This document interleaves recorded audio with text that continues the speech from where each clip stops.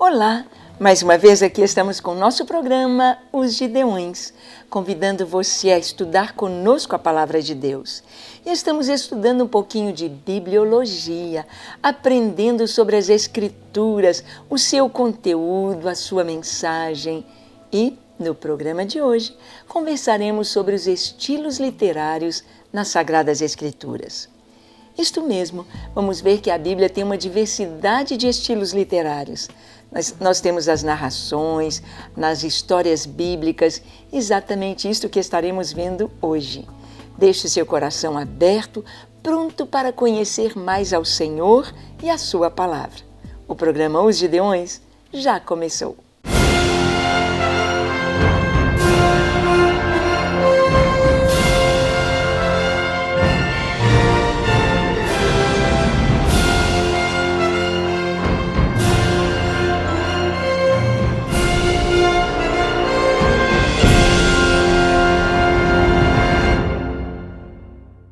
Muito bem, então vamos ao nosso estudo de hoje.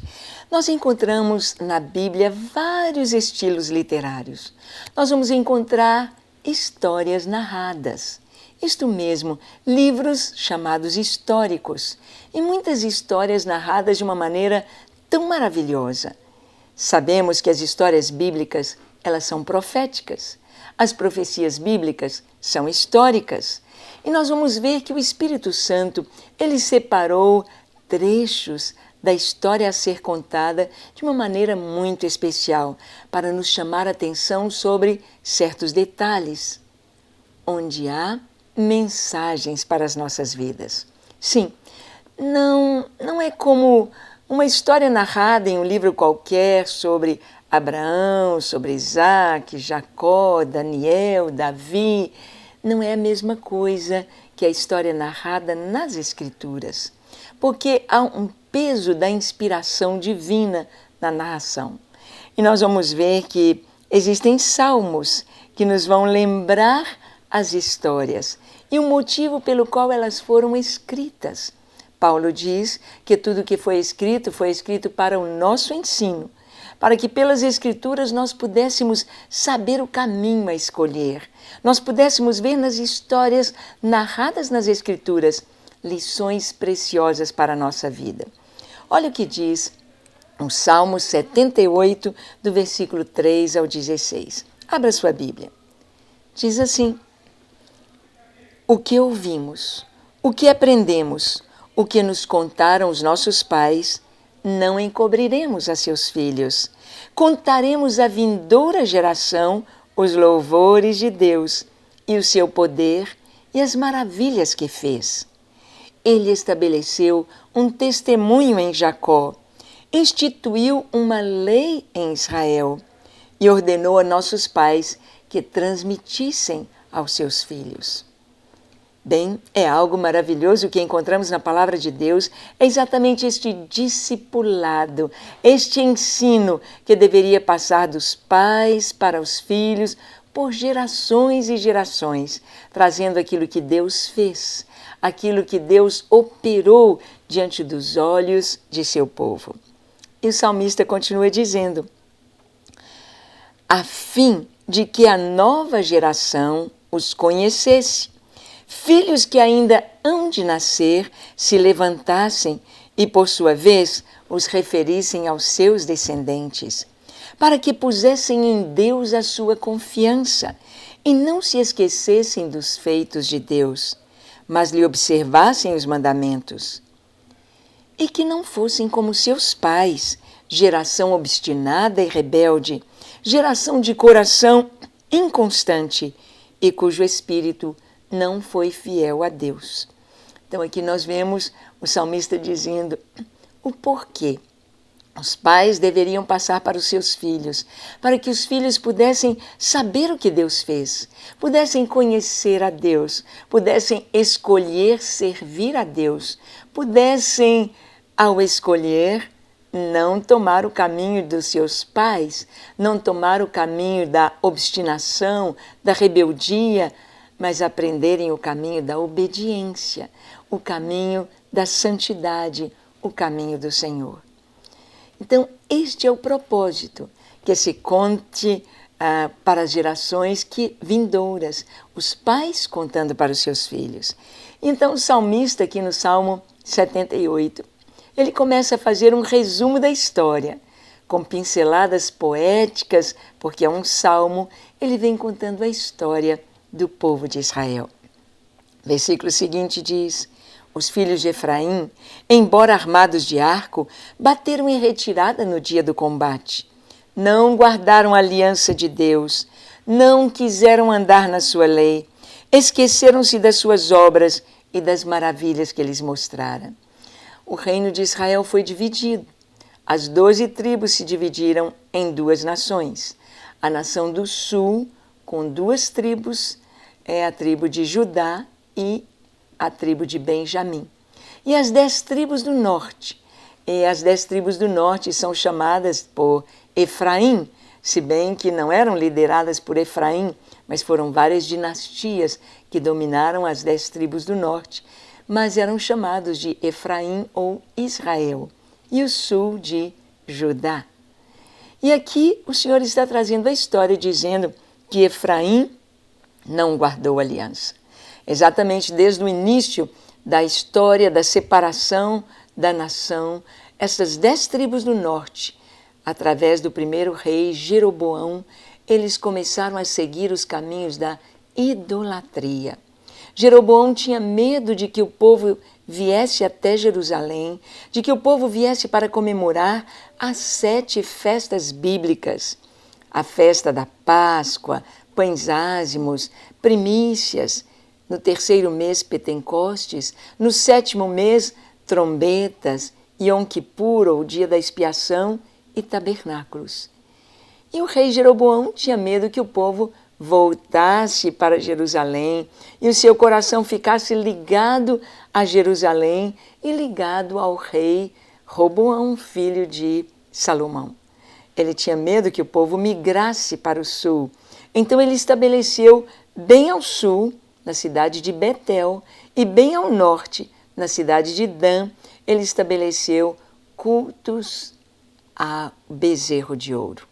Levantou um bezerro de ouro, fez a inauguração, e ali estiveram profetas de Deus dizendo: isto está errado.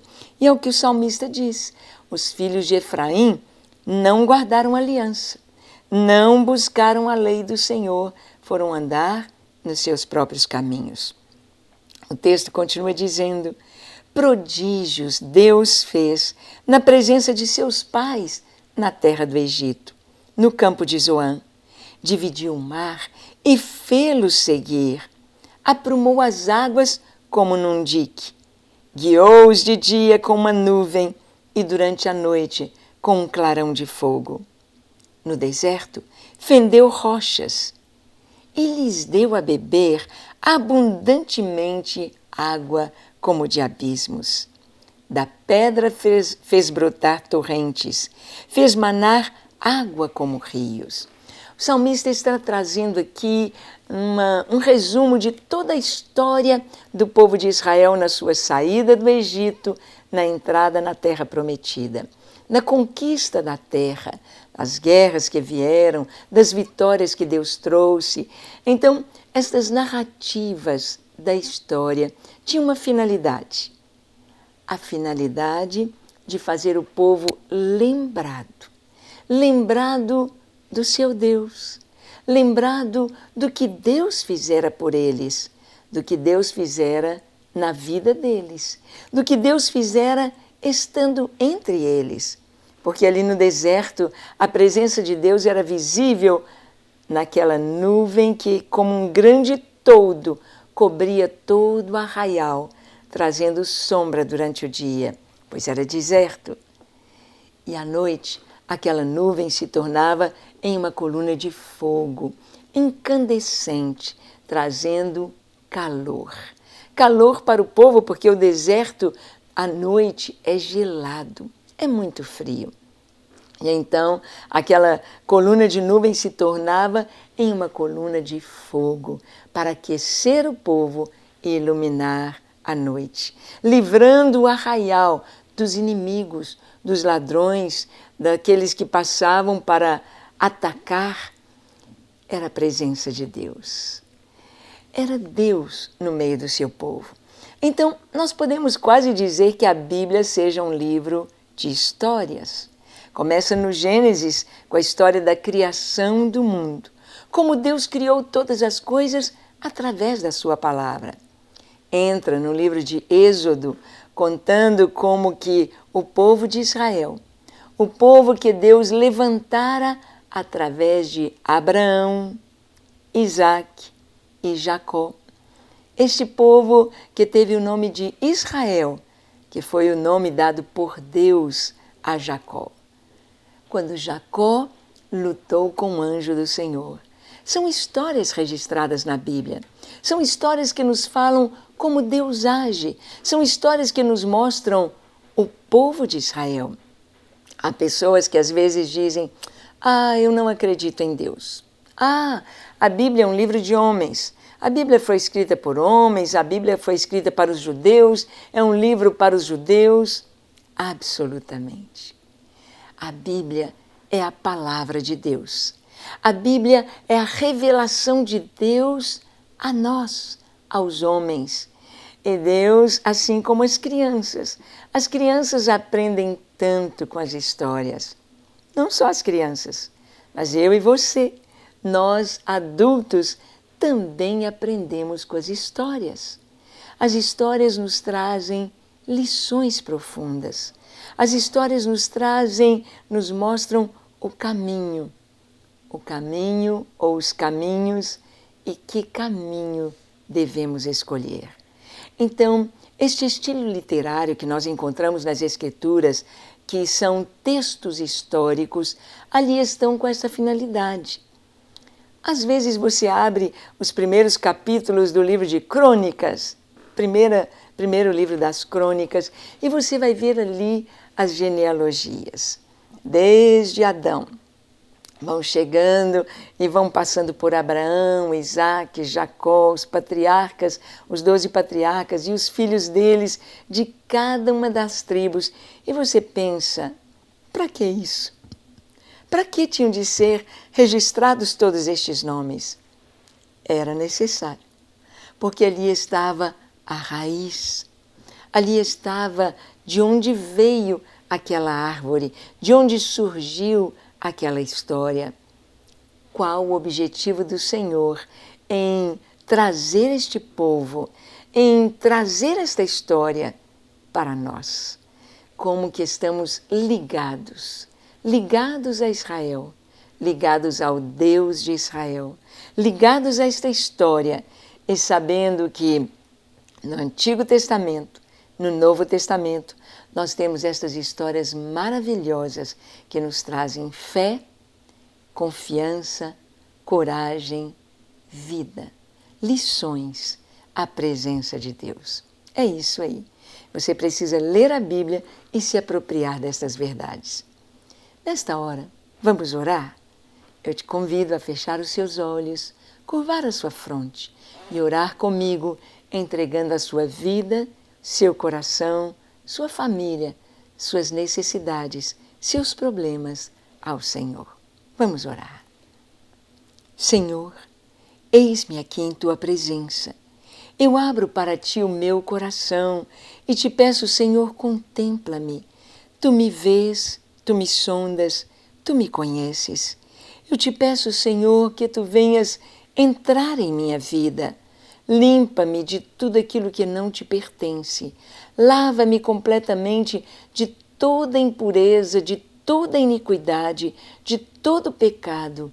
Perdoa-me e dá-me uma vida nova, uma vida semelhante à Tua, uma vida cheia da Tua presença e do Teu amor. Eu me entrego a Ti para viver contigo e para Ti todos os meus dias, hoje e para sempre. Amém. Pai, as pessoas que nos assistem, que precisam de cura, sejam curadas agora. Aqueles que precisam de libertação, sejam libertos. E que o Senhor dê a Tua paz a cada lar. Em nome de Jesus. Amém. Amém e amém. Graças a Deus. É isto aí. Tome posse da sua salvação e viva para a glória do Senhor. Para receber todas as novidades do canal, inscreva-se e, se curtir o vídeo, clique em gostei. Aproveite para acompanhar a Rede Super nas redes sociais.